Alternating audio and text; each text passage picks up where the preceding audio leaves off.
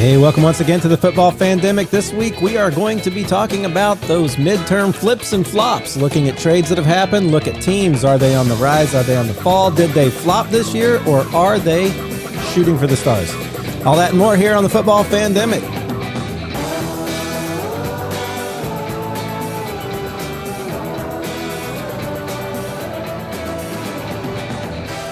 I've realized that I have a tendency to, right when I'm done with the voiceover, I take a drink of coffee every week. I go back, I'll watch this, and it's like I just finished the voiceover and I pick up that cup of coffee. So if you're not watching this on YouTube, that's what's happening. Now you can visualize it. Theater of the mind, get it all in there.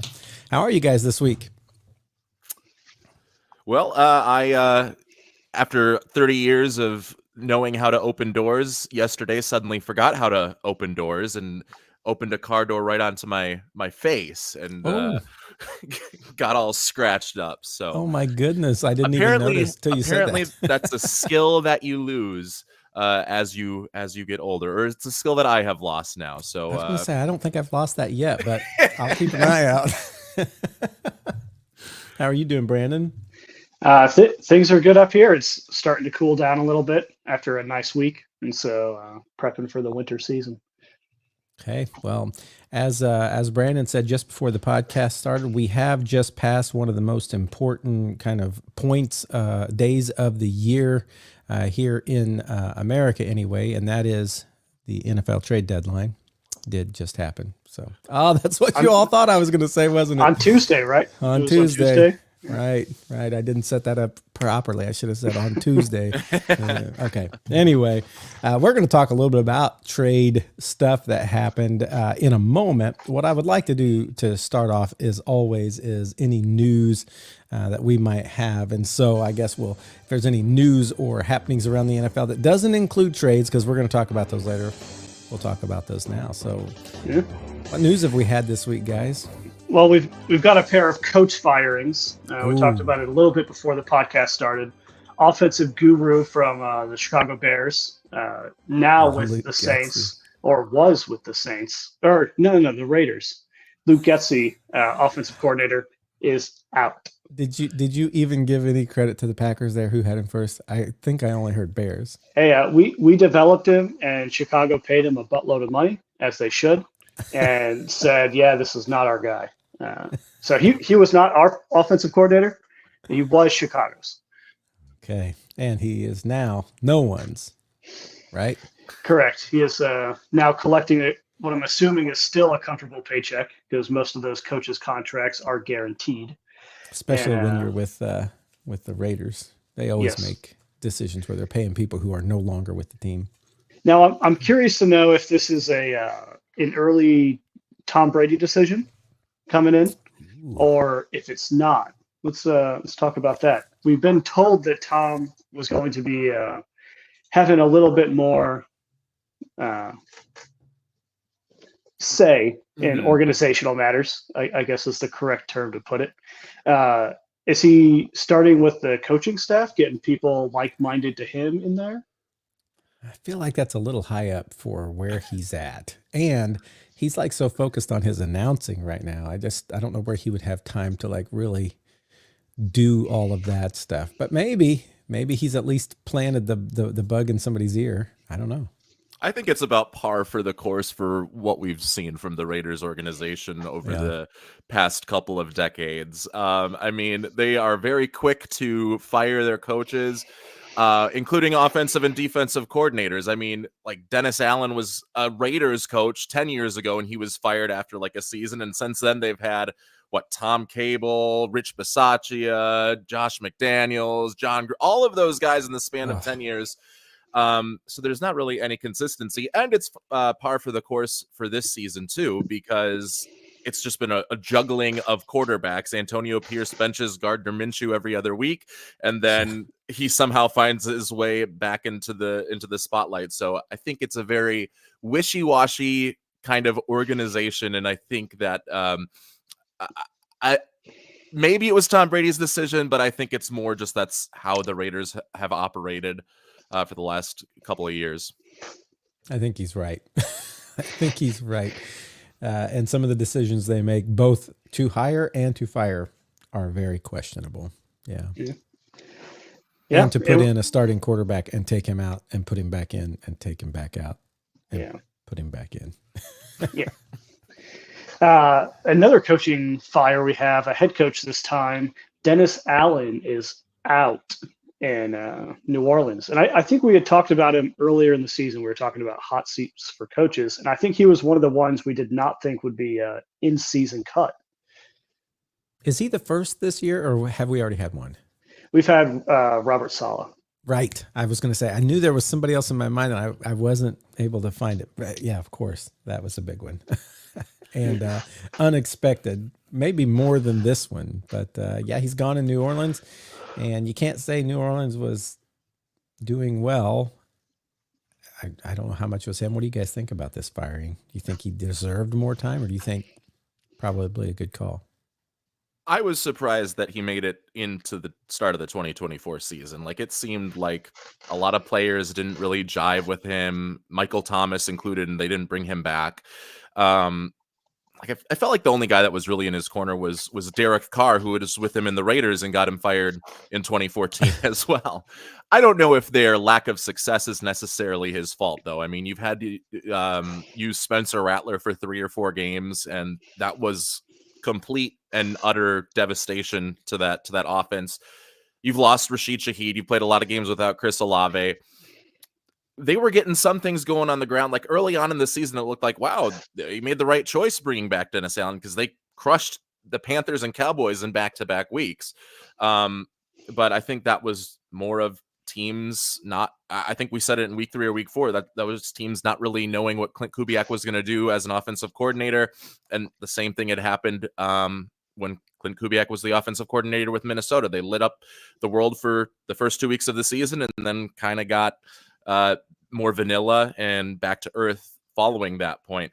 And I mean, but Dennis Allen was brought in to be a defensive guru, and New Orleans defense has been just plainly average.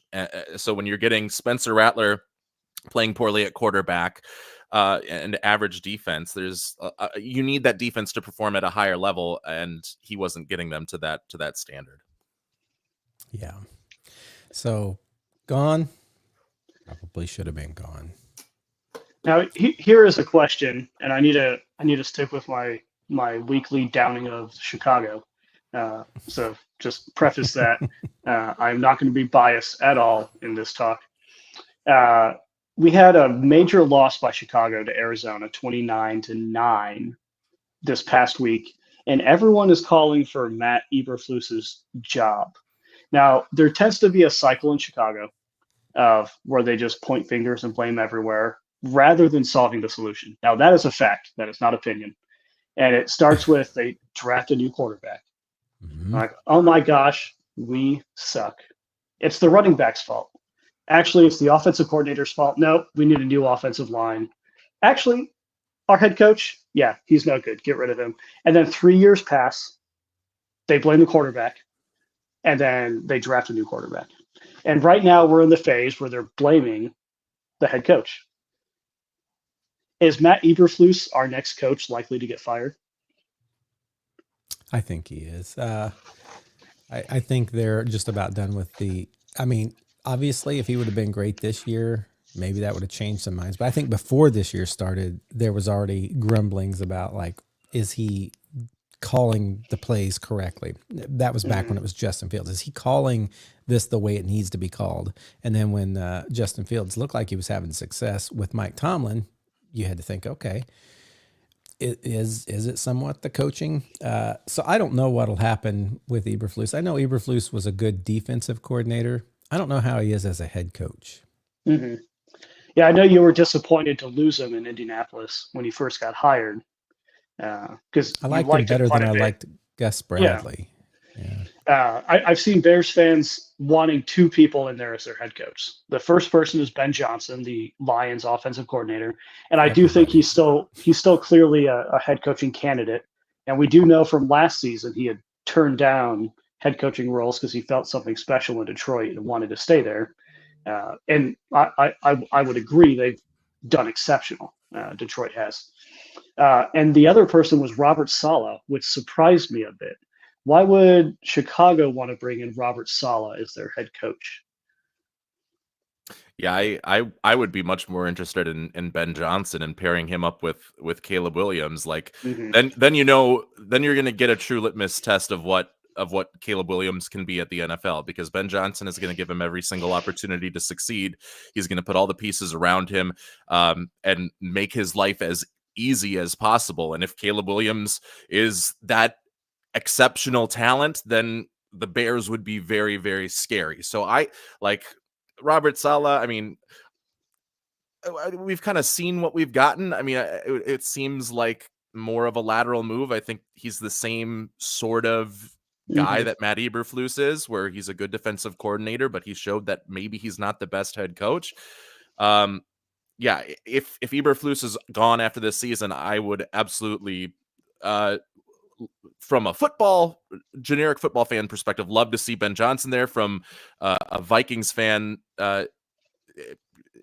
perspective, would not want to see Ben Johnson go to the Chicago Bears with what I believe Caleb Williams can be. Yeah, I'm sure in Josh and I's perspective, we'd love to see a infinite year $1 billion contract for Eberflus, all guaranteed, and he has tenure. They can't touch him. We'd also like them to do that with Mitch Trubisky too, bring him back as the starting quarterback. Ben Johnson doesn't say, I'm going to stay with Detroit, say they win the Super Bowl and he feels like this is his prime time. Can you see him going to the division rival Bears over another team? There's got to be another team in the league that also needs a coach that he might be like, except they won't have like Caleb Williams. Yeah, I think it depends. Chicago is set up really, really well right now for a head coach to go in that's really offensive minded to succeed. And I don't think there's a doubt in that. There is the talking point of, do you want to go to a division rival while you're on this high? Maybe you don't. Maybe there's a place that's more up his alley where he's wanting to go, just throwing out maybe Dallas. But Dallas is not nearly put in the position that Chicago is in right now. I think probably some of the talks are going to come down to what he's able to do within the organization while he's taking head coaching interviews, and obviously the salary as well. Money would talk pretty well if he's also given full control. Maybe he's looking for more of a GM role, a GM head coach kind of dual typing. And if the Bears aren't sold on Ryan Poles, they might be able to offer that to him as well. What if Andy Reid takes the Kansas City Chiefs to another Super Bowl? They win. He feels complete, decides to retire. Ben Johnson goes to the Chiefs, and we all hate everybody. That would. What a story! Oh my gosh, that would be something. I think, yeah. And then the Jaguars would be another one. Like, I think he'd be interested in working with Trevor Lawrence and see what I think.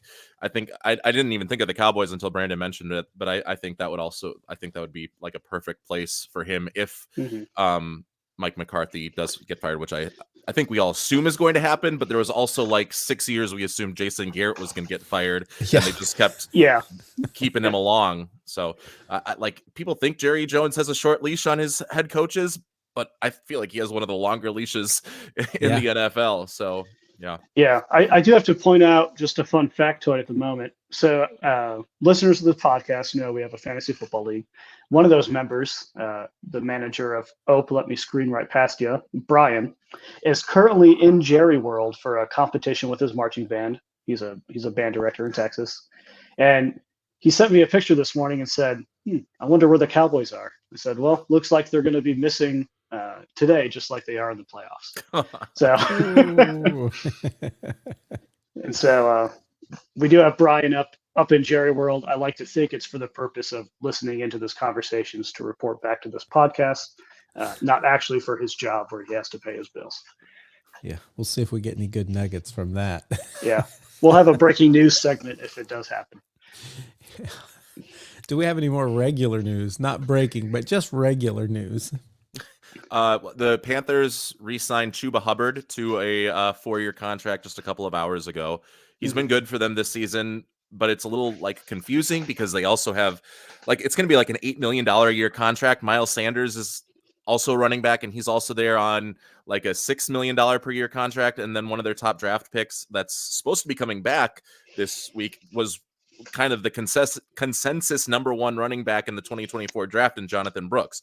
So they're putting a lot of money on multiple different running backs when there is a roster devoid of talent built around those running backs so far. So I'm not exactly sure what Carolina is doing. If that's like a Dave Tepper, he's like, oh wow, Chuba Hubbard. He looked at Football Reference today and was like, oh man, he's fourth in the league in rushing or whatever he's at. We need to re-sign this guy, and then just refuse to look at the rest of the roster. But like it's a little weird. I mean, it's not breaking the bank, but it is like spending money on perhaps your strongest room right now, your strongest positional group. Yeah. And I got one last piece of news. Right now we're in week 10. Next week is week 11. Sunday Night Football is going to be looking a little bit different. Originally, we had slated Sunday night, Jets Colts. I'm sure it's a game Matthew was very much looking forward to. Now he gets to look forward to it much sooner in the day. They're going to a noon time slot where you can watch it on the Octobox if you're watching on Red Zone. And the Bengals Chargers was flexed to Sunday Night Football. Yeah, I'm happy for it. I don't need to see the Colts in prime time get embarrassed again. We'll talk about that in a minute, won't we, Josh? Won't we? Yes, we will. Oh, well, good for the NFL and their flexing and getting more people who care about a game than the Colts Jets, which is likely true. Who was it again that flexed in? Bengals Chargers. Yeah, that'll be a interesting game, I assume. So that's a couple weeks away, though. So we'll talk about that more when we get closer to it. Hey, let's go ahead and look back at the games that happened this last week. And we're not going to recap all of them, but let's recap a few, including our homer teams and any that also stand out above that. Let's start with the homer teams. And let's just start with the two of us, Josh and myself. Vikings played the Colts, Sunday night game. Everybody was super excited, but then Anthony Richardson got benched. That's all anybody could talk about for a week is, well, we're putting Joe Flacco in to give us the best chance to win, make our playoff push.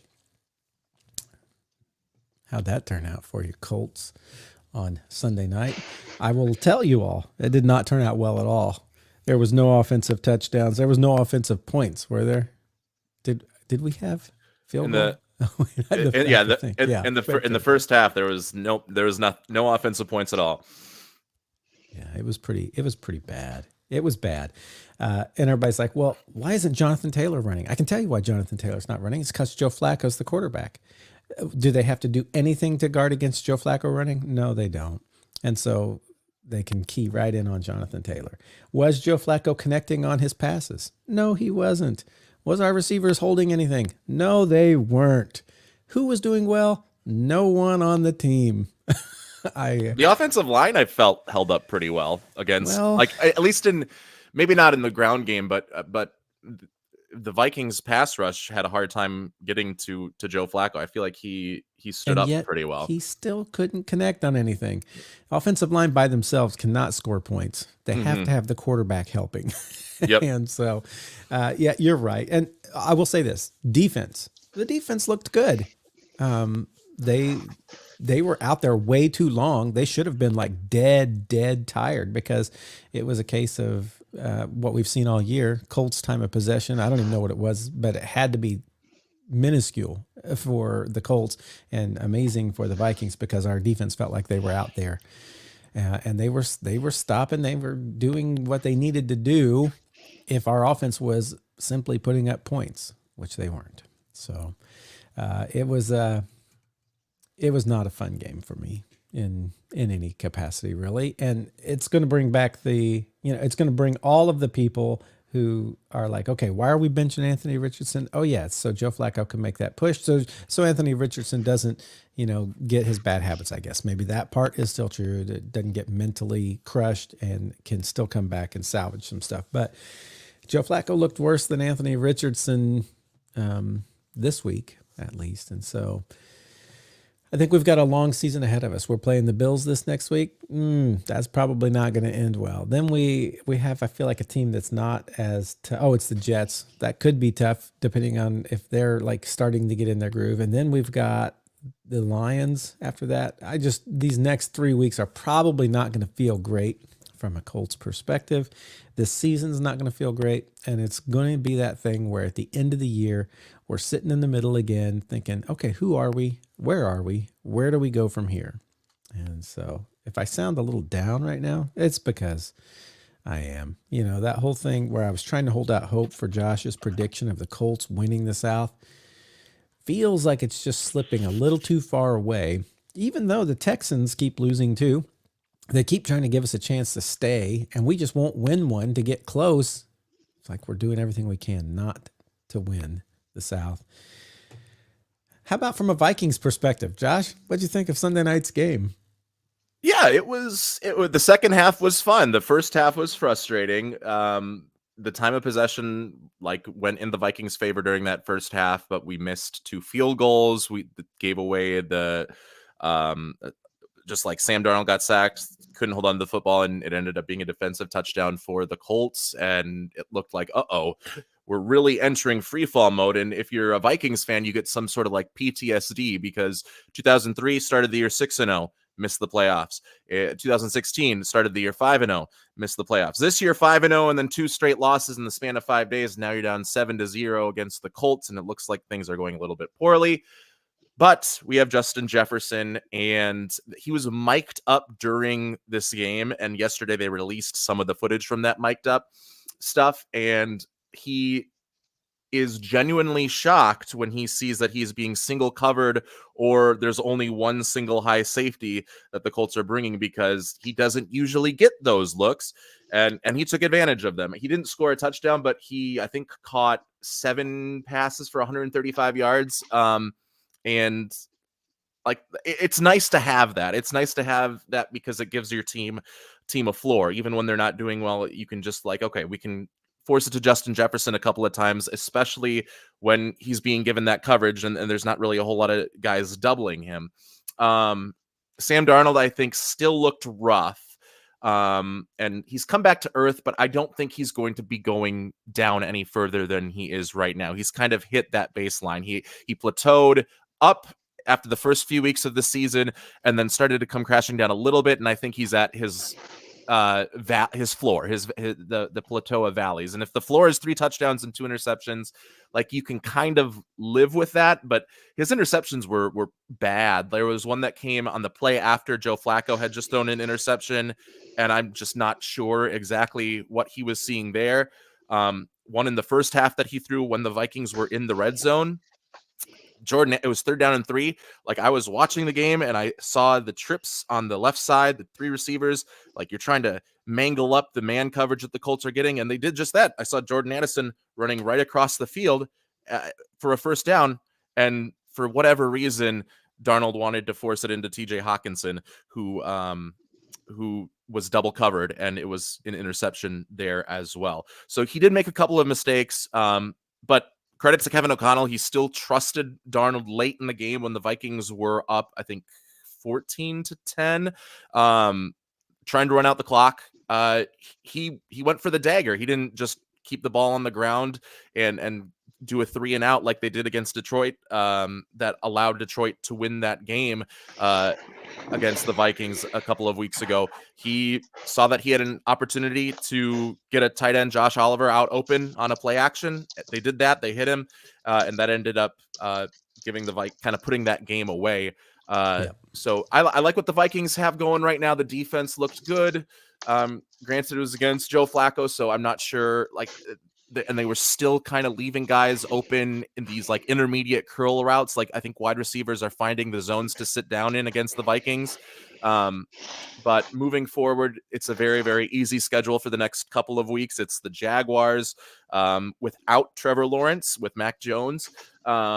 I think that was just announced today. And then I think after that, they have the Titans right after as well. So that's either Will Levis or Mason Rudolph, whoever they choose. And both of those games should be wins. And that should at least, at that point, being 8-2 almost like guarantee you a playoff spot unless it is another complete and utter disaster that we saw in 2003 and 2016. And that's higher than my expectations. I had a ceiling of 7 wins at the beginning of the year for the Vikings with Sam Darnold leading the charge. And I mean, if they can get into the playoffs, even if they're not a Super Bowl team, like that's a good place to be for Minnesota in what I really thought was going to be like kind of a wait and see year while after JJ McCarthy had gotten injured. Yeah. Yeah. So the Vikings, they got the win that they needed to stay kind of in the race of what's going on, right? You guys had lost 2, and if you would have lost another one, that would have been very bad. As it is, you're hanging in there. We did see another game happen this week, which we're going to cover now, where one team took the decisive lead in the division of the NFC North, which has been so great. It was Packers versus Vikings. Walk us through that one, Mr. Colmark. Yeah, I mean, talk about a game where you just have football weather, right? Pouring down rain the entire game makes things much more difficult for both sides of the ball on both teams. That being said, going to this game, and I talked about this a little bit last week, the Lions, the 4 weeks leading up to that, with maybe the exception of the Minnesota game, just made their opponents look ridiculously silly and like poor football organizations. You have when they hosted Seattle, right? And we're like, wow, Seattle's actually not half bad of a team. We think this is going to be a good game. The Lions put up 42 points. Then they went to Dallas, their big redemption game in Jerry World. What we saw last season, they put up 47 points. They went to Minnesota, put up 31 points, still really good. And then they hosted the Titans and put up 52 points. So they've made a record this past month on just going in and embarrassing teams. And I mentioned on this podcast, if we lost 52-14, I would not be on this week. We did not lose 52-14. So I am on this week. He is here. But I did hear, by the way, a Packers fan say that morning, I was like, oh, it's going to be an interesting game. And the Packers fan immediately shot back, they're dome powder puffs. They're not going to be able to play in this weather. It's the last thing I heard. That was not you. Different you. Packer fan. Yeah. There are more than one Packer fan in the world. There is more. Are more? Yeah. There is more than one Packer fan. This other one, like, quickly dismissed the Lions as just being a dome team. And yes, that's not what we saw. And so I've been vocal. You never count out Dan Campbell. I have said that all season. I've said that since he took over for Detroit. We've seen him go in. That being said, I don't credit this as much to a Lions win as I do to a Packers loss. The Packers did have every opportunity to take this game and took absolutely zero of those opportunities. Jordan Love made very bad decisions at times in the game. His pick 6 was one of them. But holding an offense that's really high powered when you have a defense not built to stop the run, to really only scoring 17 points. Again, you give a touchdown to the defense for the pick 6. That's where you get your 24 from. I was actually relatively pleased with that. There was a moment in the game, and I said this while I was watching it, because we had not stopped David Montgomery the entire day. He was averaging like 6 yards a carry. Detroit got into the red zone, and if they got a touchdown, it would have easily just been like the end of the game. This was the end of the third quarter, and I didn't really have hope for coming back after that. I'm like, if I'm Dan Campbell, I'm just running the ball every play with David Montgomery, because why would we stop him now? He's in the red zone. Might as well just give him the ball. He's been averaging 6 yards a carry all game. And the Packers held him to 3 yards in 4 plays and forced a turnover. There was no field goal by Dan Campbell. He said, we're going to get a touchdown and win this. And the Packers got a touchdown on the opposite end of that drive. And that's really what ended the game right there, being 24-14. That there wasn't much after that. But there were times as well where Jordan Love had made smart decisions and receivers just were not catching the ball. Probably the most notable one was Dontavian Wicks dropped the ball wide open in the end zone on 4th down. And so that's a big one. We had a couple of Christian Watson drops in there. Romeo Doubs had a big fourth down drop that would have given us 17 yards for a first down. So lots of opportunity in there that the Packers really just didn't take. And if they did take it, I would have seen I think a much, much closer game and probably a higher scoring game too. Detroit would have continue to push and probably would have gotten into the 30s. I think Packers also would have been high 20s, low 30s if those opportunities were obtained, which would have made a more exciting game. But Packers are on a bye week. Jordan Love has more time to get healed with his leg, and so I'm hoping for the best there. Where I do, you said you see this more as a Packers loss than a Lions win. Where I do see this as a Lions win is they, like you said, this was football weather, raining hard. They played clean, and that's where the Packers messed up. They didn't play clean, but you know, it could have been Detroit also didn't play clean, that they had all the drops, you know, the weather contributes to that. But they didn't have those things. And so I do give them credit for playing in hard elements, playing, you know, that fan who said, oh, they're a dome team. You know, I love how Dan Campbell came back and said, hey, we're an anything team. We'll do it wherever it needs to be done. That's just the makeup of our guys. And I think they did. And they did what they needed to do in rain and harsh conditions. And if you're going to attack one team in the NFL for being only a dome team, it is not Detroit.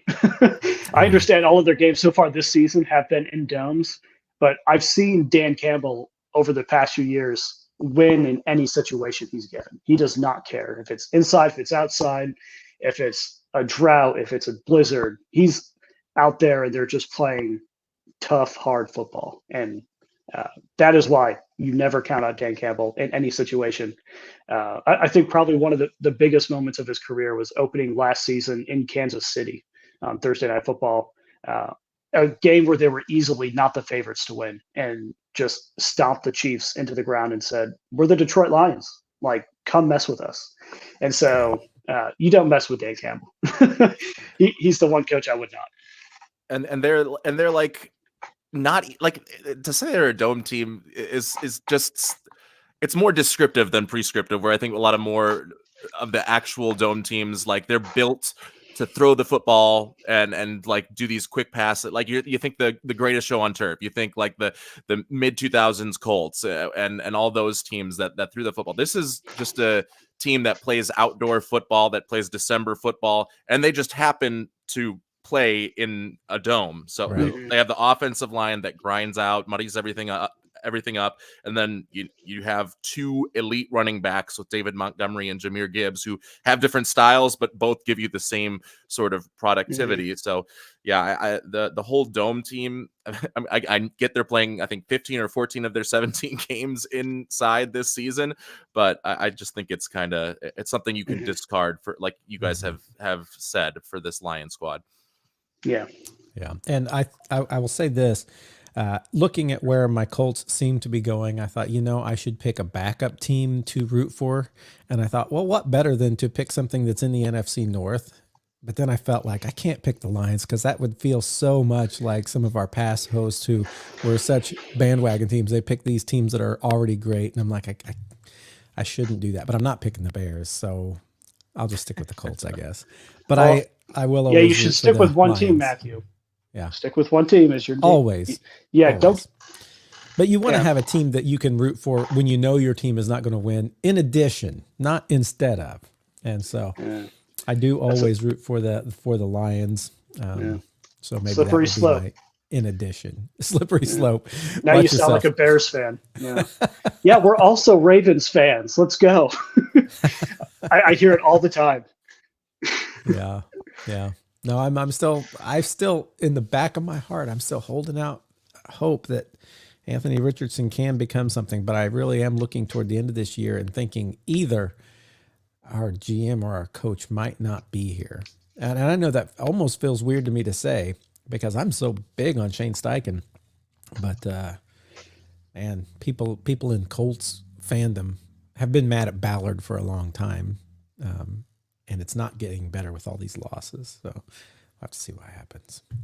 But still holding out hope. Anthony Richardson, mature, get better. Become the next Lamar Jackson. So. All right, let's so those are the games that we Homer games. What other game was like exciting enough that you feel like, hey, let's just kind of highlight this game? Chicago, Carolina. Wait, from the past week. Chicago Yeah. played Arizona the past week, right? Oh, not Carol. Yeah, I meant Cardinals. Okay. I meant Okay. Cardinals. All right. I was like, that's not even next week. I was thinking about. Yeah. So tell me about that game. What'd you love about it? I love I that know loss. what you loved about it. I love the loss. Well, so from my perspective, and I didn't watch the game, full transparency, because it was at the same time as the Packers game. I had priorities. I also don't get access to that game because I'm in the Packers network, being half an hour from Lambeau. Yeah. I just get on cable the Packers game, which is great. I love it. But things I did see from the game, it seems like there's a very obvious disconnect between DJ Moore, Caleb Williams. Both of them are bickering back and forth on a regular occasion, and they're not on the same level. We did get, and we talked about this a little bit last week, Matthew, Roma Dunze has really not done anything all season. And this was the top game of his career so far. To me, it seems like the Bears are struggling mightily just scoring offensive touchdowns throughout the season. They get some that they get in there that are pretty good. Their game against Carolina is probably the most notable. But again, it's Carolina. If you're not scoring touchdowns on them, you're probably not a good football team anyway. And so for the Bears to go in and just be completely off base and not able to do anything offensively was great for me, because that's our next game that we play is Chicago. I had about 5 games that I thought were interesting. I'm just going to throw them out there. You guys can say something if you want or not. Houston Jets. Houston has been seen as a better team. Now, granted, they've not looked great when people have figured out they can like pressure CJ Stroud. And of course, he doesn't have some of his top targets on the field. That makes a difference. But New York won. New York won on the Thursday night. And I think there's some hope there. So that was interesting to me. Any thoughts there before I move? Yes. Devontae Adams got his first touchdown as a Jet on a pretty standard Aaron Devontae route that I've seen a million times. It really did look like an old Green Bay day, didn't it? It 100% was. And then can we talk about that Garrett Wilson catch? Oh, yeah. Where he had a toe and then a shin by a blade of grass. A shin before as the he knee. Odell Beckham did. Like Yes. it was more impressive than he did the exact same thing as Odell Beckham, except he also had to have the presence of mind and the athletic ability to bend his shin without breaking it to the grass before going out of bounds. It was crazy. Yeah, it really was wildly impressive. And I can say, here's a fantasy perspective. I have Garrett Wilson on my fantasy team, and what fantastic for me. I love it. I have 2 fantasy teams. He's on both of those fantasy teams. Served me very well. When Devontae Adams has just been on the field, he's averaged 4 to 5 points more a game. And so, like I mentioned, getting Devontae Adams in that offense, it's going to be really hard to figure out who you're going to double cover, because then people are going to be left uncovered, likely a running back. And I don't want to chance leaving Breland Allen or who's their other running back? Breece Hall. I don't want to leave any of those guys uncovered in the open. They can just do too much. And so we're seeing Garrett Wilson getting a few more targets, because let's go ahead and double cover Devontae Adams, maybe just put our star corner or safety over Garrett Wilson or vice versa. And it's turning out really, really well so far for the Jets. Aaron Rodgers. Aaron Rodgers said, all we have to do is run the table from here. And you're like, oh yeah, sure. But I've heard him say things like that with the Packers, and then they do it. And you're like, what in the world? And so they just needed to break their bad luck streak. And I've seen it happen a number of times with both Aaron and Devontae. And so let's see if that I'd watch out. It's that the water and cayenne pepper mix that he's that's what does it. To stay youthful. It was the punter that introduced him to that? Yeah. Man. Aaron Rodgers always has something. You know what would be hilarious? Cayenne pepper spray. The thing that would be hilarious if we found out, like, it wasn't actually just cayenne and water. He was just doing the TB12 method, but not wanting to admit it to anyone. Don't tell Tom. I thought Atlanta Dallas was interesting just because Kirk Cousins continues to win, and it was one of those questions I had as we were starting the season. I expected him to make a difference there, but I wasn't sure what that was going to look like. And right now, he keeps winning. Tampa Bay, unfortunately, keeps losing, and what I thought was going to be this 2-horse race is widening. So Atlanta looks like they're going there, and of course, Dak might be out 4 games. Yeah, Cooper Rush time in Dallas. Cooper and it was Rush. nice. It was nice. There was a split in Minnesota towards the end of Mike Zimmer's tenure of people that were on Team Zimmer and people that were on Team Kirk Cousins. And since they've both left, I think people are on neither team right now. But it was nice to kind of go back and see Kirk Cousins like just light up his old head coach, who is the defensive coordinator for the Dallas Cowboys now. And Atlanta is leaning into their strengths. 12 of the first 18 plays went to Bijan Robinson, either on the ground or through the air. And Bijan Robinson is really like, if you can feed your bread and butter that, it's going to make Kirk Cousins' life a whole lot easier back there. So it's this Falcons team can be dangerous, and like you said, the gap right now is so wide, and they have the tiebreaker over Tampa Bay anyway. Even if Tampa Bay is able to catch up, and Tampa Bay is dealing with all sorts of issues, so it seems like the Falcons can kind of almost start coasting and preparing their game plans for the playoffs. Yeah, and yeah, so I'm glad to see anybody light up the Dallas Cowboys. But it's also good to see Kirk Cousins doing that against his old coach. We've got somebody asking questions in the comments. We're going to get to those SN Elite in a bit. We'll let Brandon, who is our more fantasy, and maybe Josh, not me. I'm not the fantasy guy. But we're going to continue through a few of these games that I thought was interesting. Baltimore over Denver. This was is Bo Nix the guy who's going to put up 41 points every game? Josh said it was not so. Well, Baltimore came in and also said it was not so. And that's not hard when Lamar and Henry are clicking like they are with the rest of that team. They looked great. Denver didn't get it done. So for me, that was interesting. Just see, okay, is Bo Nix somehow going to keep winning? Because he was winning games I didn't expect him to win. By margins, I didn't expect him to win. And I was like, okay, is this just because the teams are bad? Is it because he's got something that I didn't see? Josh assured me that it was not. Bo Nix had something I didn't see, and this week it looked like Josh is correct. So, although I will say he should move to wide receiver. He can't play quarterback, but he went up in one-on-one. I think I forgot who it was. I think Marcus Williams. He outjumped Marcus Williams and caught a touchdown on a Philly play. So they can draft a quarterback this year, and they already have their number 1 wide receiver in Bo Nix for the. There you go. For your big contested catches, the big guy, right? He just turns into Taysom Hill. Yeah, Taysom. Oh man.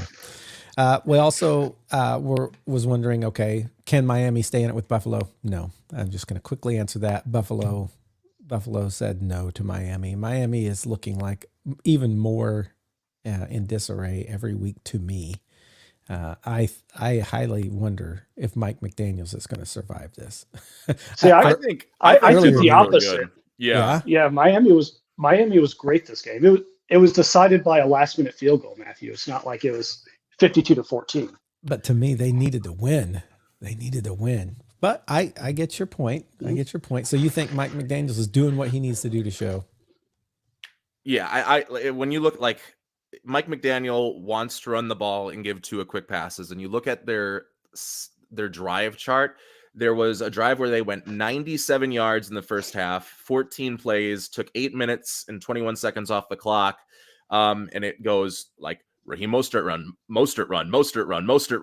and like all of the passes were like, oh, Devin Achane, oh, Jonnu Smith on a quick little dump. Like it was getting the running backs involved. And we're seeing just how much of a difference having Tua back there, knowing he is able to get the ball to Tyreek Hill and Jalen Waddle. So you have to respect the wide receivers. Mm-hmm. It opens up so much more in the run game. And that's like Mike McDaniel's biggest strength is creating those sort of misdirection runs and just like keeping defensive lines and front sevens a little bit more off balance to create holes for his running backs. And he couldn't really do that when guys were just loading up the box because they knew that Tyler Huntley or Tim Boyle weren't going to be able to get the ball consistently to the other guys. So the offense is there. The problem is it's been there the last 2 weeks and they haven't gotten the wins, and it's a little bit too late at this point. So I think if they keep playing like this, and they traded touchdowns back and forth and throughout that second half, it was entirely entertaining, just because it just kept it was punch, counter punch. It was like what you would expect and what we kind of thought a Bills-Dolphins game would be this season. The problem is that it's too late for them to probably make any sort of playoff noise, but it's not too late to save Mike McDaniel his job, because you can see his vision in this game and even in last week's game, but they need some help on defense because they weren't able to stop the Cardinals. They weren't able to stop the Bills. It's been a little bit of a rough time, just slowing down these long methodical drives. I think my problem is I have some friends who are Dolphins fans, and Dolphins fans are a lot harsher on him right now than you guys are being. You probably have more of an objective view of looking at, okay, is he doing what he wants to do with who he has against? They're seeing we still aren't winning. We keep getting these promises, and it just keeps ending up the same. And they're the two fans I'm thinking of they're like, we're done with him. We want him gone. I'm like, man. So it's good to hear that other perspective as well from people who aren't so maybe heavily invested. Let's see. There was obviously Carolina brought back Bryce Young and beat New Orleans. Oh, and that's probably why New Orleans fired their coach, because it's Carolina. Sakes life. But the one I wanted to point out was Cincinnati came back, and again, this was against Las Vegas, but they actually look like a team on a mission to get back into something. Is this the turning point and they're going to be coming back? Well, maybe. It's hard to say when they were just against Las Vegas. Yeah, the real test is going to be tonight. They play Thursday Night Football in Baltimore. Yes. A team that we saw just 2 weeks ago lost to Cleveland and Jameis Winston. And so what's gonna be the plan here? Is it going to be a closer game? This is the one I have the biggest question mark for Week 10. And they played each other, I think, Week 5, and it was an all-time classic as far as 2024 regular season games goes. Overtime win by Baltimore. And the Bengals couldn't really slow down the Ravens defense as a whole in that game. So I'm leaning towards Baltimore again, because it's just tough to, especially now that the Ravens have Deontay Johnson and Lamar Jackson is firing on all cylinders. But Joe Burrow can go blow for blow with Lamar Jackson. So if it's going to be a shootout, you're going to have the right guy for it in Joe Burrow tossing it out to T. Higgins and Jamar Chase. That should be, I think, a really, really fun game. And then just quickly, Bryce Young had that was the best game we've seen from him at an NFL level. Like, he looked comfortable, and it was against the New Orleans Saints.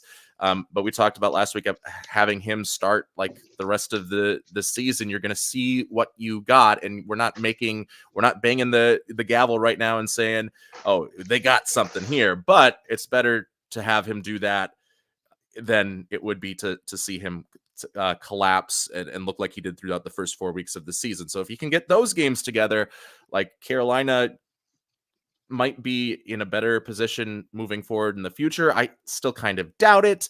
But he looked a little bit more comfortable, and it wasn't like he was just scrambling out and getting these like long lucky plays. He was finally, for the first time, playing within the structure of the offense, getting the ball out quickly and making that offense go. So it'll be interesting to see if he can continue that, or if that was a one-off. So this kind of brings me to, I kind of wanted to look just our mid-season snap judgment, where we think each team is. And let's just start with the games that are going on this week. This will give us a chance to talk about those games, but also to talk about where are they mid-season. So tonight we have Cincinnati and Baltimore. Let's just talk about both of those. You just kind of talked about Cincinnati, right? Brandon, did you have anything that, as far as Cincinnati, you think this is where they're at mid-season? This is their evaluation at this point. Yeah, I talked about him a little bit last week, how Joe Burrow, I feel, is a real leader on this team, and I have nothing but good things to say about him. And they're not going to be a team that just gives up and curls over. Every single game, they're going to go out there and they're going to do is everything they can to win a game. And we saw their comeback, which turned out to be a blowout by the end of the game this past week. And I understand it's Vegas, but if you're a good team, you have to be able to blow out a bad team. Yeah. And I think that's what we saw. We'll see more of a test for them tonight. I do expect a pretty big fight from Cincinnati every single week.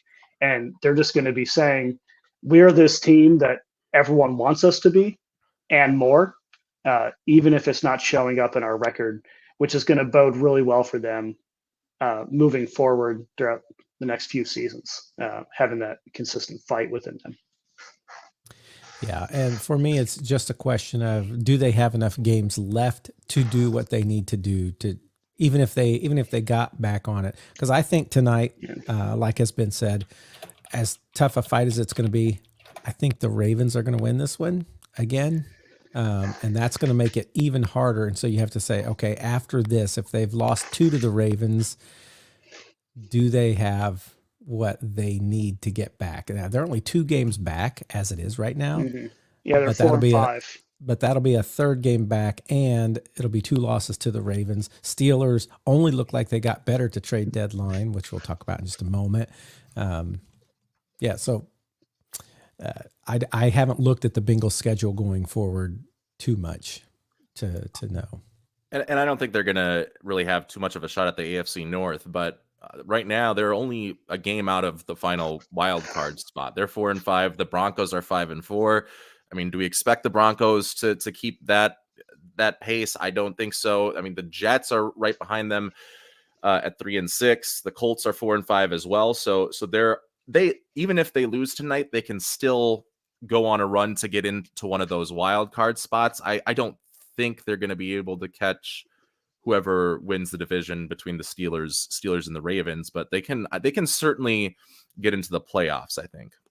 Yeah, and I think it's a high chance that whichever of the Steelers Ravens don't win that will end up in one of those wild card spots as well. So could it be a case of 3 teams from the same division here in the AFC? We've seen that with the NFC looking, but we'll keep an eye on that. All right, let's see. New York, Carolina is the first. It's that 8:30 a.m. game. Let's give midseason evaluations to each of them. We've kind of already talked about this. Daniel Jones. Did we talk about this in here, or was this before?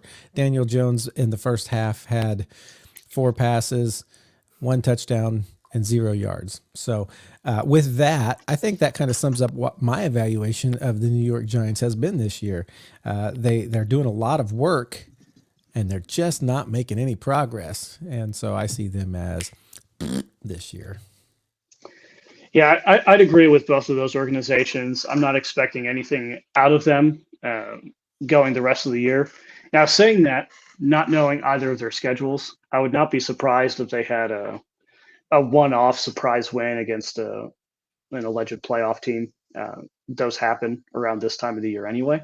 And so you might see the fans be like, yeah, we beat insert playoff team here. We're so good. We're not as bad as you think we are. But like realistically, that happens every year. A playoff team drops a game to a team they're not supposed to drop one to, and it's not the end of the world. So I think that'll likely happen, and is what we'll see from their fans. But nothing major out of either organization. Yeah, and we have 9 2-win teams right now. No 1-win teams. So 9 teams that could all be potentially shooting for that number 1 spot, or all the way up to number 9. And I will say the Giants would be one of the better places for like a first-round quarterback to land with Malik Neighbors. And if Andrew Thomas gets healthy, I think those are the guys you build around on offense. And then on defense, you start building around that defensive line, because like when you have Brian Burns and Kayvon Thibodeau and Dexter Lawrence, like that is the makings of a team that can have in the future a championship level defense if the rest of the parts get filled out. So you've got those parts there, but it's not happening at all, obviously, this year. And then for the Panthers, the only parts you have right now are the running back, and then you hope that Bryce Young pans out and plays the rest of the season like he did against the Saints. Yeah. We hit the next game. It's New York, Chicago. Drake May is excited to go back against Williams, it says this week. And they are also one of the 2-win teams, I think, New England. I don't have it up here in front of me, but Chicago obviously is more than 2 wins right now. I think New England is basically, let's continue to get Drake May reps, get him comfortable with the game, and next year's going to be a year. This year's not going to be anything, but he definitely needs to get in there and play and get the feel for that. Jacoby Brissett's not going to be your guy going forward. Jacoby, as good as a guy as he is basically the stopgap. And I think they need to continue with Drake May, grow him, even if it's hard.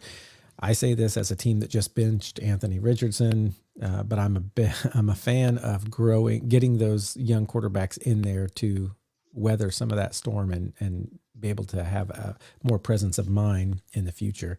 Chicago's Caleb Williams, I think they still can get more out of him, and that could turn more positive, regardless of what Brandon says. I think I only say facts, only facts. Regardless of those facts, I think the Bears, like has been mentioned, they do have a lot of pieces. Can it be put together this year? Will it be Eberflus gone and another coach doing that eventually? Yeah, I don't know.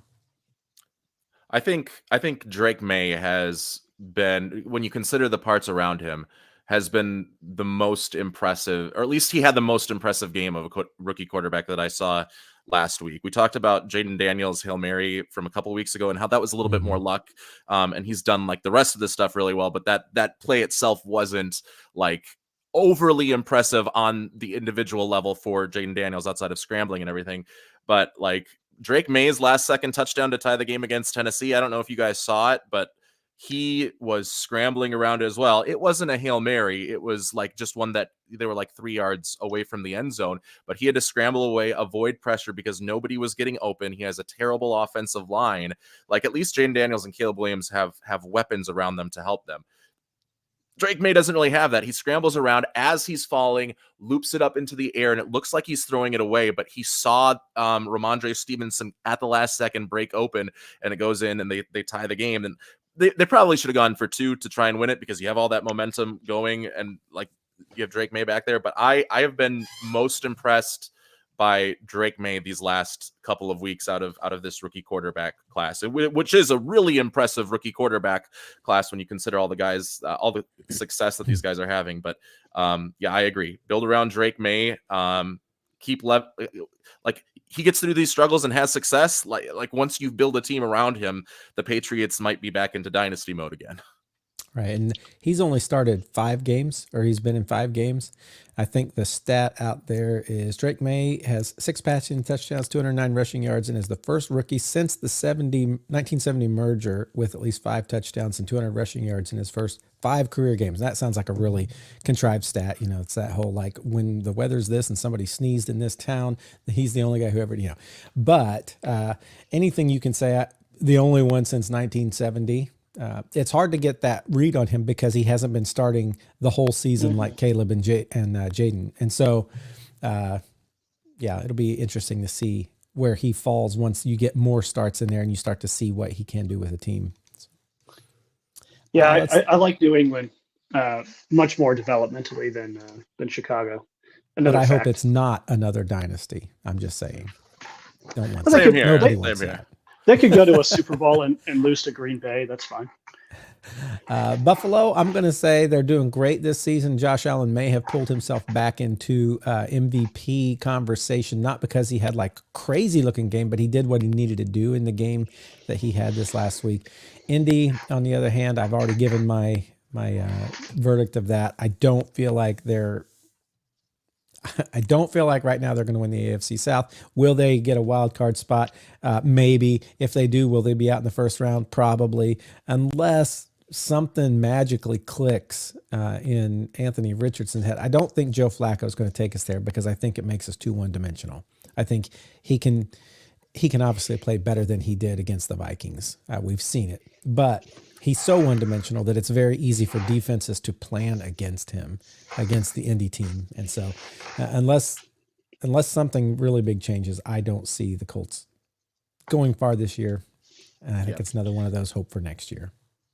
Yeah. The biggest takeaway for me for Indianapolis is whenever Anthony Richardson is done in the lab, like what that looks like when he throws the football. Right. And like I think that's what and again, maybe Joe Flacco can win you some games, and by the time Anthony Richardson gets back, maybe whether that's 2 weeks from now, whether that's with 2 weeks to go in the season, it's just like that is kind of what you want to see, that Shane Steichen, and I don't know who Indy's quarterbacks coaches, but you want to see that they've kind of fixed some of those accuracy issues. Jim Bob Cooter, right? Who's our quarterbacks guy? That might be, but so that's what I'm looking for. And then Bills are elite. Like pretty much everything that they've done so far, running the football, throwing the football, defense, it's been good. Next, we have Minnesota versus Jacksonville. I'm just going to say this: Jacksonville is not a Super Bowl team. In our comments, SNL Elite or SN Elite has said Jags Super Bowl. I'm going to burst a bubble for you right now, sir. That is not going to happen. Okay. So put that hope away for now. Put that hope away for now. Maybe someday if they can get a coach in there and they can begin to figure out how to put the pieces they have together. They've always had like some interesting pieces in that organization, but it's not gelling right now, and it's not going to be a Super Bowl team. Minnesota, on the other hand, I think they're going to be battling because they're in such a tough division. They're going to be battling just to, get a wild card spot. I don't know. I don't know that they can win the division at this point. I think the Lions are pretty tough, and I know Brandon's going to say, and the Packers. Right now, I think the Lions are the team to beat in that division. But I think all three of those teams could end up in the playoffs very easily. Yeah, that's just kind of what you're hoping for. I think if you're a Vikings fan, is like this team wasn't built to win the Super Bowl this year, and the 5-0 start is great. But they are built now in a good place for success for JJ McCarthy next season, and to see what McCarthy has, what he's been able to learn from Sam Darnold.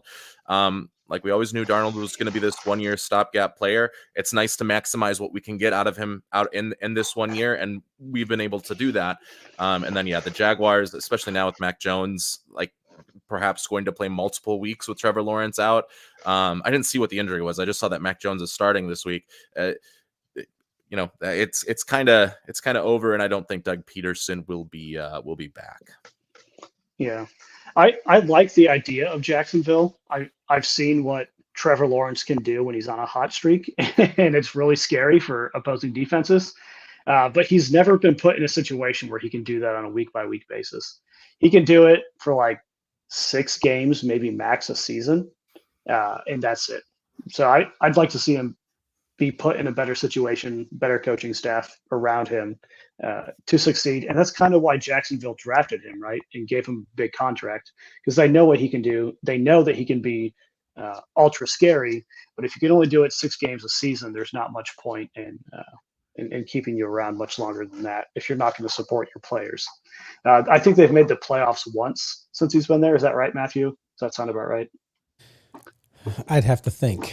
They made the playoffs, and they had. We're talking about Doug Peterson, Trevor Lawrence. Trevor Lawrence. Yeah, they made the playoffs with Doug Peterson as their head coach, and they had that big comeback against the Chargers. Yeah. But then I think the last couple of seasons they have not. Okay. Right. I don't know if it was the first year, Matthew, because they got back-to-back first-round picks.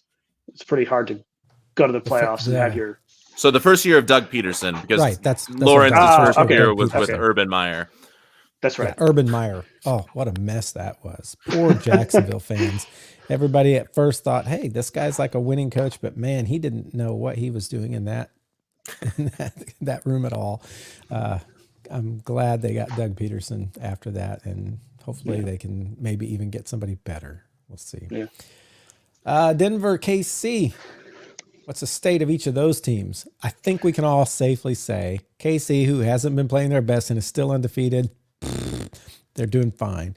They're going to possibly go to the Super Bowl again and blah, blah, blah. KC. But let's talk about Denver. Yeah, Denver's intriguing to me. As much as Josh doesn't want to hear it, Bo Nix has had really nice flashes of quality football. Now, again, that's not consistent. But if you get flashes of it, and if I'm Sean Payton, I'm thinking, how can I get more flashes of this? How can I get this to be more consistent? Because as a fan or just a fan of football, you're going to want to see really good quarterback play under center. And if he can get there, doing everything he can, I'd look out for Denver. Let me say something here. So right. There's a place in this town called the McGrady Inn. Used to be, it just became a residence, but it was a place where people stayed. And we had four rather notable people come into EIU to do a fundraiser one night. We had Tony Romo, Jimmy G, Sean Payton, and Shanahan. The Shanahan, Mike Shanahan, the one that went to Eastern. We did not have the Minnesota, Brad Childress. He also was a EIU guy, but he didn't show up. Anyway, those four came. They stayed at the McGrady Inn. I know the family who owns the McGrady Inn, or owned it at that time. Now they live there. They just made it their home. And I was talking to him about like, oh, is it weird, that people have slept here that, like I could say, oh, I slept in your room once because I stayed at the McGrady Inn. They're like, well, what's weird is to think, Tony Romo slept in my room and Jimmy G slept in my son's room, but he was talking and he said, yeah, when Sean Payton was here, we talked a little bit, and Sean Payton said, I don't know if any of you are football fans, but this quarterback that we got, keep your eye out. If you're a betting person, bet on him because I think he was the best quarterback in the draft and he's going to surprise a lot of people. So Sean Payton is evidently really sold on Bo Nix and believes that there is a lot more there than people see. I think that happened in 2006. I think your dates are off. Sorry, Matthew. It was when Drew Brees came, and that's the quarterback that he was talking about. It's impossible. I would like to say that, but that is exactly what I reported is true. And this is an insider perspective that nobody in the national media has because they don't know the owners of the McGrady Inn. That's right. Broke here first. Sean Payton is all in on Bo Nix. Evidently, he was super excited. If you want to go on the contrary to that, Matthew, I think there would be a problem if your if your organization just drafted a rookie quarterback high and they're not all in on him. That's a whole set of you mean mean coaches sometimes try to make people believe? Yes, that's crazy. I do, but I do trust Sean Payton in his judgment, and we've seen flashes of Bo Nix and what he could potentially be. I don't really have a solid comp to what he is. But we can, if we get 80% of Drew Brees out of him, like that's not half bad. That's still a good quarterback. His comp is like a fast Drew Brees, like as a ceiling, because he especially he was like a quick read, short passing game sort of master when he was at Oregon, and those quick reads when they're there, that's when he's looked good in the NFL. So and then he's also really looked good whenever he's gotten out of pressure and run the football. He's got some good speed and good athleticism there. So those are the good things about Bo Nix. And if you can kind of design your offense around that and get a lot of those short routes open, which isn't always easy at the NFL level as it is when you're in the Pac-12, then he's going to have that success because he can make those quick reads and he's got a quick release and that offense can move a little bit. So what do you think is their outlook for this year? Where do you think they end up this year? They still got a couple games left against the Chiefs. And I don't think they'll make the playoffs. I think their defense is really good. I think they'll be kind of middling. I think they'll be on the bubble throughout most of the season and might be playing for a playoff spot in week 18 or week 17, like one of those last weeks. But I don't feel confident saying that they're going to be a playoff team.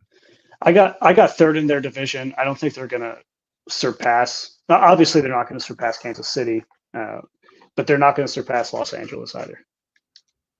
Okay. And so you see those teams we were talking about earlier as possibly being in the mix, grabbing one of those spots, whether it's the third in the AFC North, right? Is that the Bengals? Yeah. The Bengals or the Broncos right there. Or the Jets surprise everyone, right? Yeah. Second in the AFC East. Right. All right. Quickly, Atlanta, New Orleans. Atlanta up, New Orleans down. Agreed. New Orleans not making playoffs. Atlanta, I think, will make the playoffs. Obviously, I think they're going to win that division. New Orleans just fired their coach. I think they're already admitting this is not the year for us.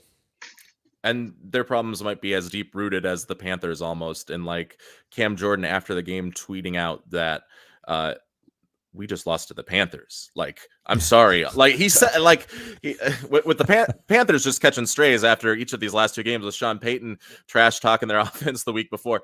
But like you got players doubting what's going on. You've got Michael Thomas saying that Derek Carr is this terrible quarterback while he's tweeting and not on an NFL roster.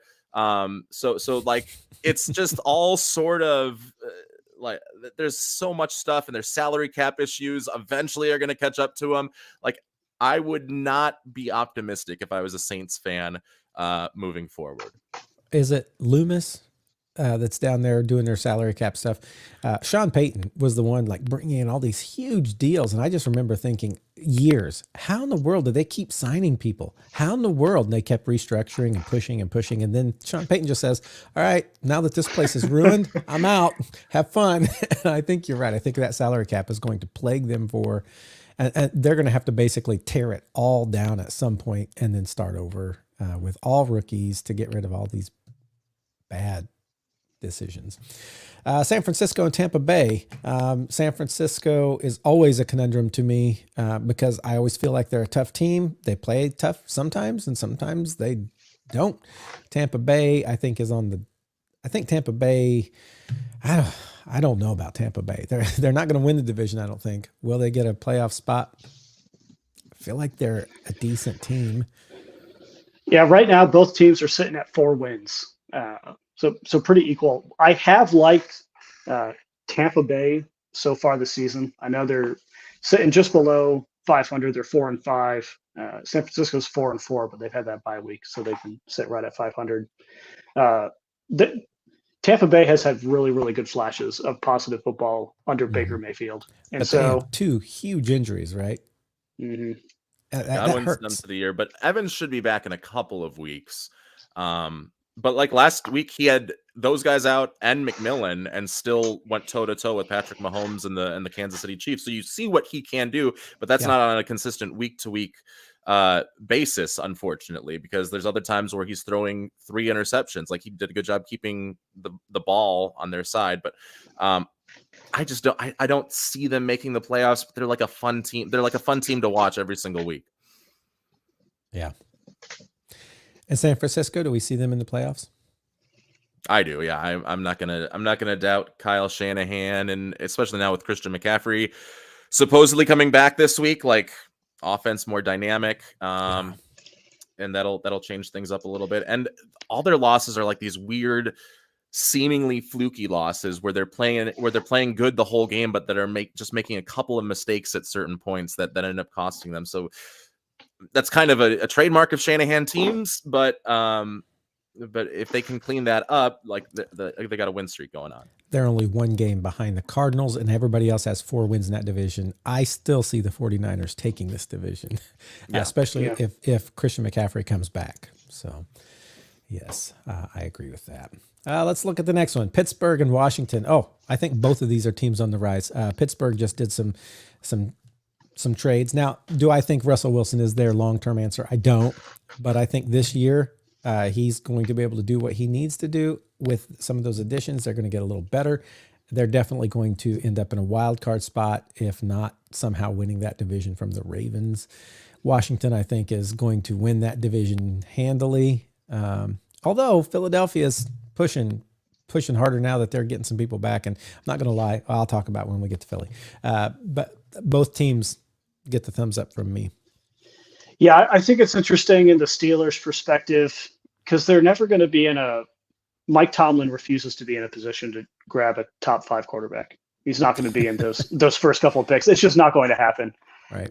And so their way to growth in their quarterback position is going to be through free agency or by gutting half the team in a major blockbuster trade.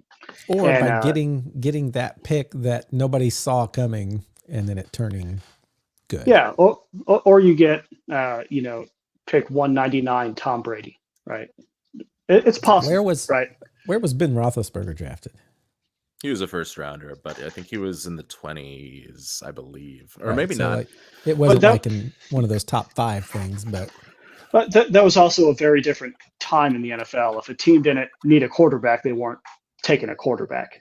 And that was also an historic draft class. That's like one of the 1983 and then 2004 are like the biggest quarterback draft classes. So Eli Manning, there was Rivers, a number Ben of guys. Yeah. Mm-hmm. And I think it's going to be hard for them to develop anyone. I like having Justin Fields there, but if Russell Wilson is giving you like kind of the juice that your team needs, I don't know why you wouldn't have him for 2 more seasons after this. If I'm Mike Tomlin, nothing against Justin Fields. I thought he worked just fine under that offense. Showed that he could get out there, he could win close games, he could do what he needed to, protect the ball. But Russell Wilson is just playing on such a different level than Justin Fields was when they're on the field this season.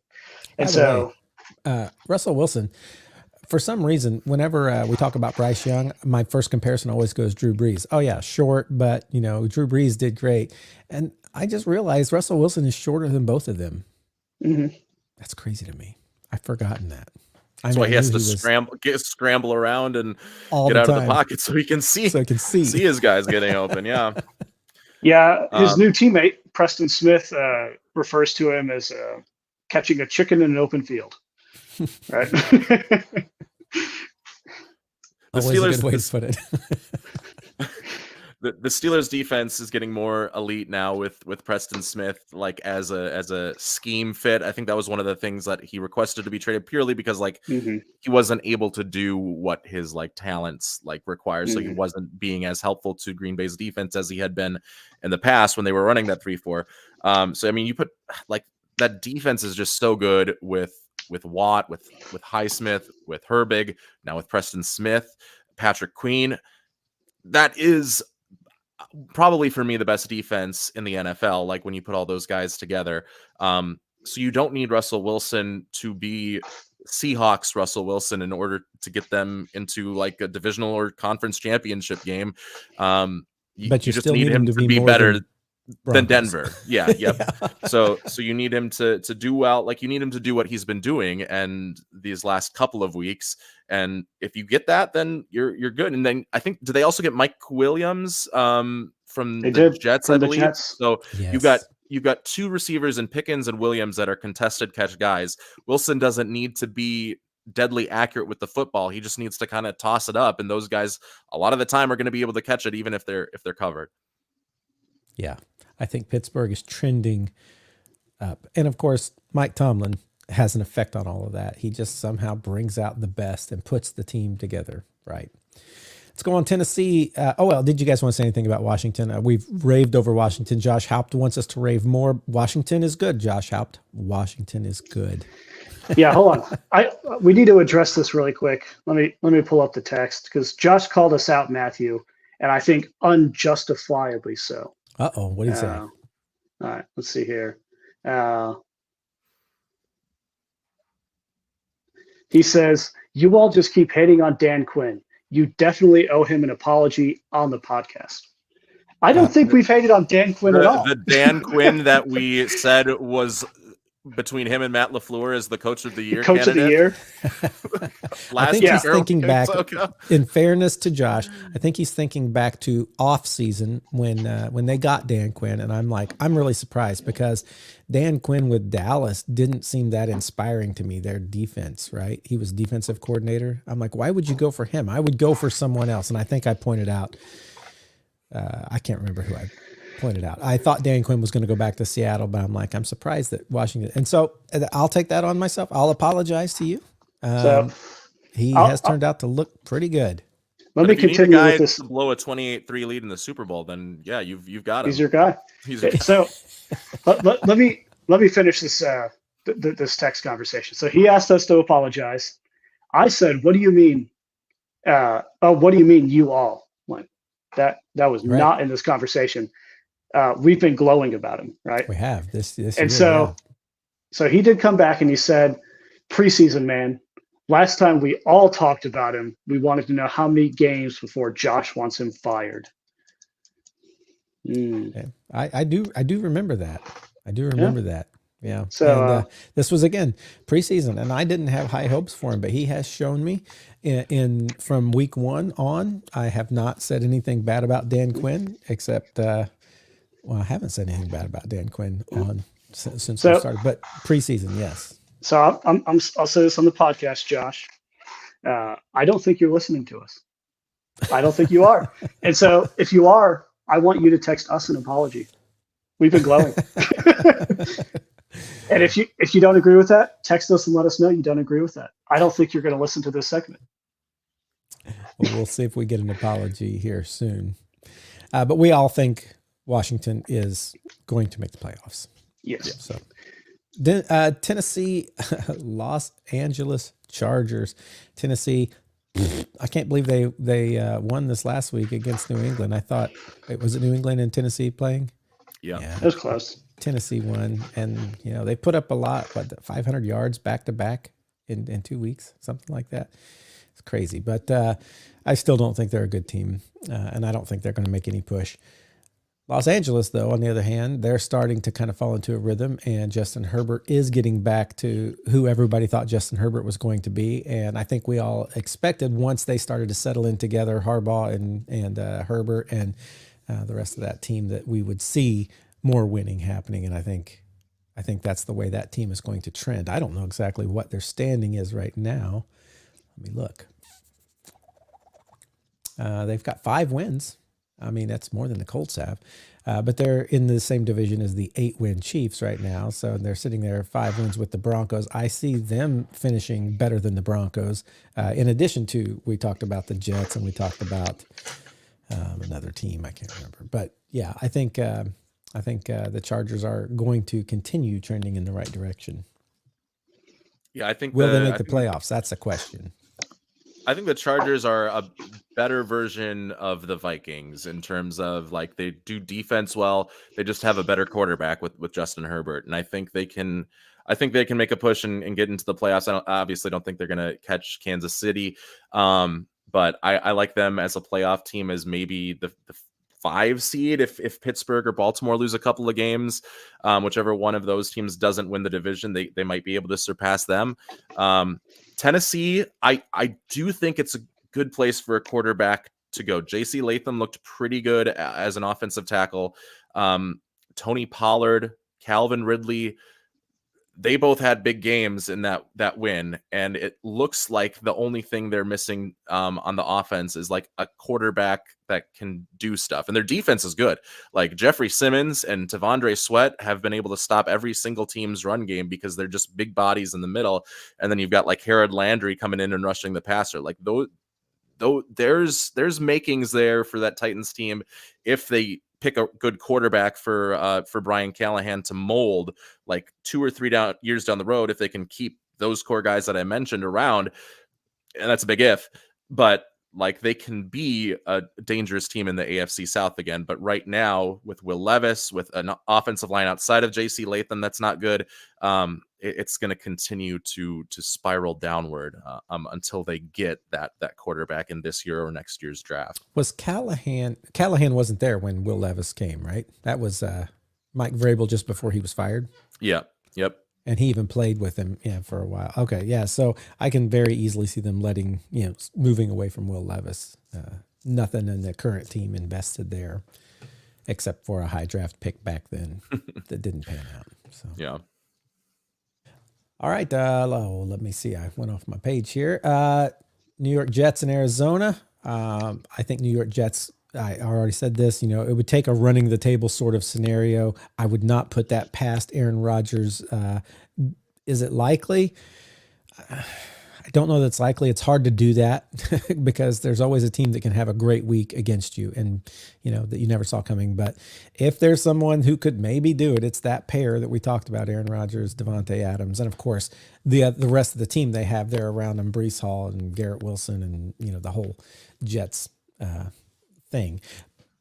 Arizona, I don't see them continue. They're in first place in their division right now. I don't see them staying there, but it is good to see them growing a little bit together and starting. I think their defense has started looking good, if I'm remembering correctly. I barely watch their games, so I did see a report this morning that probably the person that works the hardest, according to this report, behind closed doors is Marvin Harrison Jr., which Matthew knows he's a big fan of his father and also wanted Marvin Harrison Jr. on the Colts. But I think that bodes well for them, having probably their hardest working guy is one of their rookies on the team, because that's only going to pay dividends down the road. As you get new rookies in, they're going to be looking at Marvin Harrison Jr. as a leader. He's just going to be there working hard and is going to do great things for the organization. And maybe he can keep Kyler Murray off of the, what was it, Madden? Or Call of Duty. Call of Duty. And their defense has looked good. Like it did look good against the Bears, which is surprising because there's like nobody now with Dennis Gardick, who is their top pass rusher. He's out for the season with an injury. It doesn't matter. Like they're still finding ways to get pressure to the quarterback. And I need to apologize to Jonathan Gannon because I thought his defense a couple of weeks ago, I was calling for his job. I was like, oh, they got to get a new.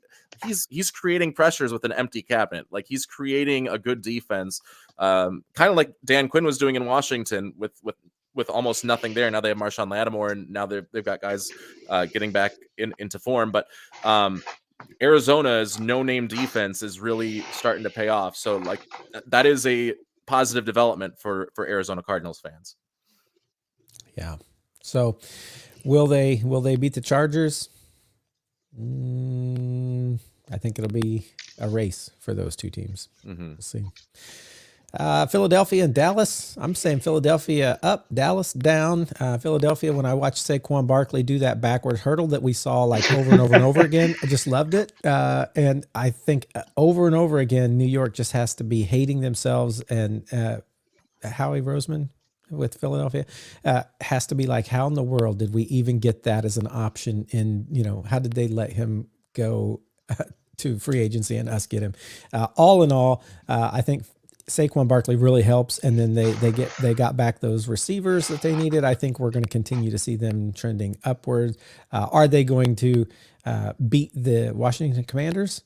I don't know. I think they're going to push them, but I don't know if they're going to beat them. Dallas, on the other hand, Dak Prescott out for a few games, even with what's his name? Who is it? Cooper Rush. Cooper Rush.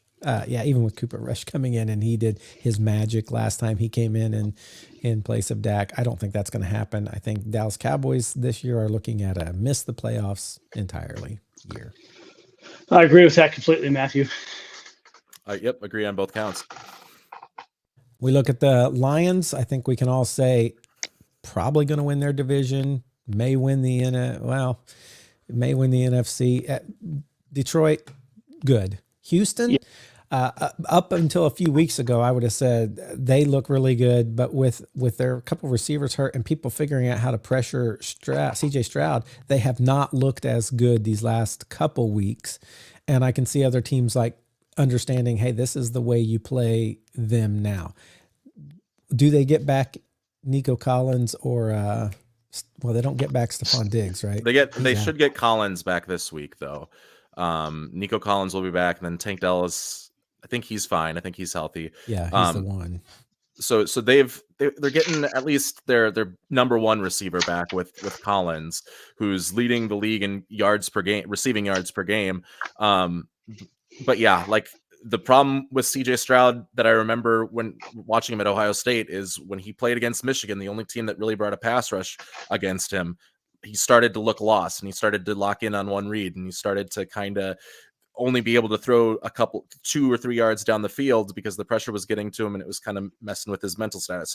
So that is an issue. Is CJ Stroud going to revert back to that like he did whenever Ohio State played Michigan in his 2 years starting there?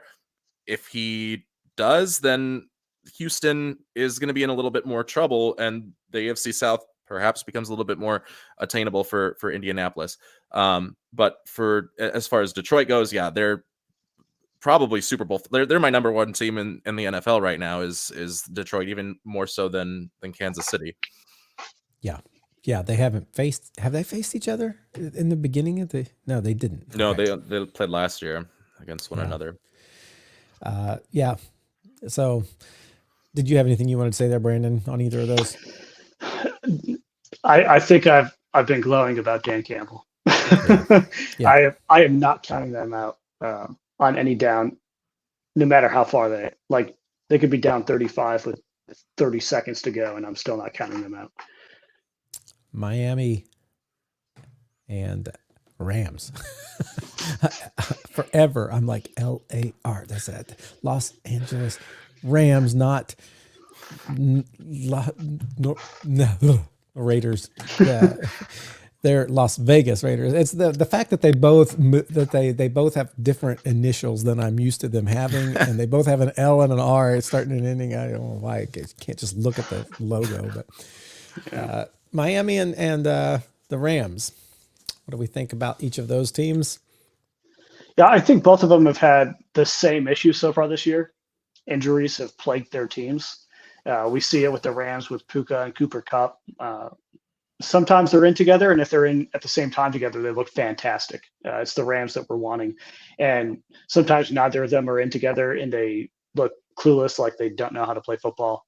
And Tua being out was a huge factor. Obviously, Tim Boyle is not being a former Packer, is not your starting quarterback moving forward for the next decade. And so I'm up on both of them, provided that they have exactly what their offenses are built to do. And when they don't have either of those, I'm down on both of them. I'll say I'm up on the Chargers as far as maybe making the playoffs. The Rams. The Rams, which is exactly who I was thinking I was talking about as far as being able to make the playoffs. Again, they're one game out, just like the 49ers. They could more likely make the playoffs to me than the Dolphins, who they're just too far back. Yeah, I think the only difference between like the two teams and is that the Rams survived those injuries a little bit better than the Dolphins did to keep themselves in a playoff position, whereas the Dolphins, it's a little bit too late. They would need to probably win out in order to get into the playoffs. And even with Tua back, their offense has looked good, but their defense has struggled. They've scored 27 points in each of their last two games, but have lost both of them with Tagovailoa back as their quarterback. So I think there are a few more problems with the Dolphins than there are the Rams, but I'd expect the Rams to have a better chance at making a run. We've kind of talked about some of the trades that have happened in there. Are there any trade we did not talk about? Marshawn Lattimore, and we didn't talk about Za'Darius or Khalil Herbert. Yeah. Mm-mm. So what do you think of those three? Well, Za'Darius will play well for a couple of games, and then he's going to get bored. I think Brandon and I both know about Za'Darius Smith. So, you'll get a bump from him if you're the Lions, but then he's going to disappear in December. See, the funny thing about the Za'Darius trade to me, so he came out like 2 weeks ago. He's like, I want to be traded to the Lions so I can play the Vikings twice this season, and I can play the Packers twice this season. The irony is they've already played the Vikings once and the Packers once, and so he only gets one team on each half. I don't know who I was talking to about this. It was some random person yesterday, but like Za'Darius did exceptionally well for the Packers up until he broke his back, and then Matthew remembers I talked about this on the podcast years ago. That's when it really changed. It's a really hard injury to come back from. A lot of people assumed his career was over. Green Bay said, okay, we think you still have a chance to play football. It's just not as a Packer. So he left, joined Baltimore, said, Baltimore, I don't want you, went to Minnesota instead because he wanted to play Green Bay, and had like a couple decent games and a nice, 5-minute highlight reel from his career in Minnesota. And that he's been relatively quiet in Cleveland, lining up on the other side of Myles Garrett. And so I would think lining up on the other side of Myles Garrett would be more beneficial for him, or even insert Aiden Hutchinson, who's not playing right now for Detroit, is kind of off-putting. He's just looking for a story. He's not going to produce anything major for Detroit. Yeah. Lattimore. He does a lot for both this Commanders defense and Dan Quinn's mental health and sleep schedule, I'm sure, because their corners like have not been great this season, but now Marshawn Lattimore is one of the top in the NFL when he's healthy, and like you can just not worry about that half of the field now. Like you don't have to make some magical scheme that he's had to do, it seems like, on a week in, week out basis in order to keep teams from just going up and down the field throwing the football. Like you have Lattimore there, and on that side, okay, I don't have to worry about it. I can, get an extra 2 hours of sleep because Marshawn Lattimore is just going to take care of whatever receiver he's up against, unless it's Justin Jefferson, who burned him in London a couple of years ago. So Lattimore, burns everybody at some point. Hey, not Preston Smith, man, not Preston Smith. So that's good. Like that, it's going to help their defense out a lot, and like it. I mean, with it not having to be a complex scheme on that side of the field, that's probably also going to help the other players that are playing defense on that side of the field. It gives them kind of like simpler tasks to have to remember to do, and just easier to execute. So I think it makes the defense like better at all phases because it's just less for them to have to think about. Much to Josh Haupt's pleasure. So, and was there a third one you said there? Yeah, Khalil Herbert from Chicago to Cincinnati for a 7th. Yeah, I'm sure it'll be okay. I don't think it's going to turn any major heads. All right. So the last thing this week, there is no upcoming game for the Packers. They're on a bye. Upcoming game for the Colts, I don't think is going to go particularly beautifully as the Bills come. I don't even know if they come or if we're there. Bills at Colts. Yeah, they'll be in Indy, but I think it's going to be tough. Vikings at the Jags. I think that's probably a little prettier picture. Are you looking forward to anything in that game in particular? Yeah, especially with Mac Jones starting, it should be a Vikings win. So I'm just the defense for Jacksonville hasn't looked great, and maybe we can get it like a clean Sam Darnold game where, for the first time in a couple of weeks, I don't have to be all woe and despair on Darnold because he's making bad reads. So hopefully, just a good clean game. Everyone stays healthy, and it ends with the Vikings win. So SN Elite, who is in our chat here, who is a Jags fan. If they put together what they need to beat Vikings, you got to be sure to come back here next week and let Josh have it. So we'll do that. He did have a couple questions here that I want to touch just before we do. They were fantasy questions, a PPR fantasy league. He says, do we want Thomas Jr. plus Jennings or Pollard plus Chubb? Who would you put in? Or who would you pick? Is that Jawan Jennings, I'm assuming? Out of San Francisco. So, and then Brian Thomas Jr. Well, it seems like this is for a flex. So why couldn't you go like I go Thomas and Pollard? That like because you're asking if Brian Thomas and Jawan Jennings or Tony Pollard and Nick Chubb. Like unless this is for a trade. If it's for flex, I'd go Brian Thomas Jr. and Tony Pollard. If it's for a trade, I would, depending on who you have, I would like. I think I like Pollard and Chubb maybe because of the upside. If you're close to the playoffs, Chubb could come back and have a good end of the year. But yeah, that's my thought. It is a trade, he says. It's a trade. So, yeah, Pollard is in Tennessee now, right? Yeah, he's looked good when they've given him the ball.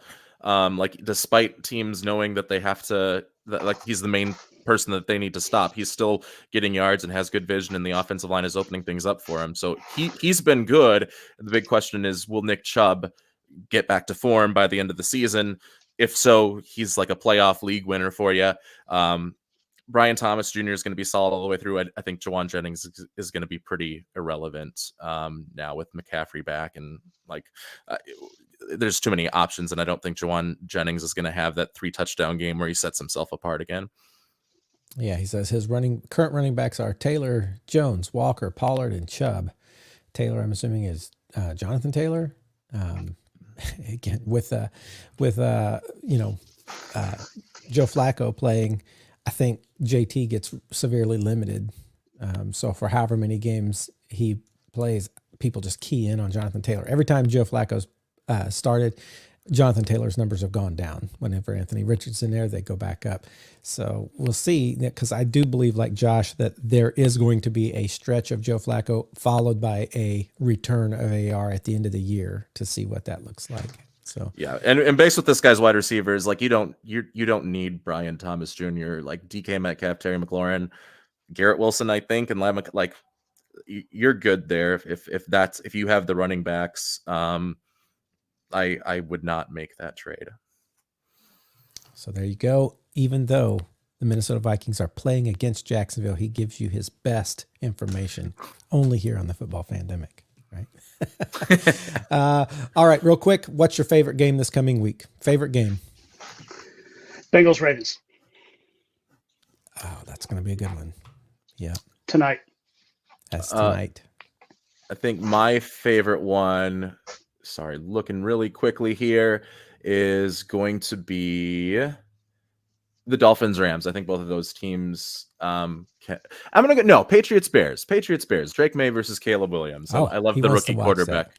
He is definitely wanting to watch Drake May. I'm going to go with Pittsburgh, Washington, just because I want to see what that looks like. I think they're both, teams that can do a lot. I want to see how that one goes. And of course, we'll throw that in for Josh Haupt as well, because I'm sure that's his top game of the week. But Pittsburgh, Washington. And I think that's going to do it for us today here on the Football Fandemic. Be sure to join us next week. We're going to talk about this more and all the stuff. We appreciate you coming by and listening. Have a good week.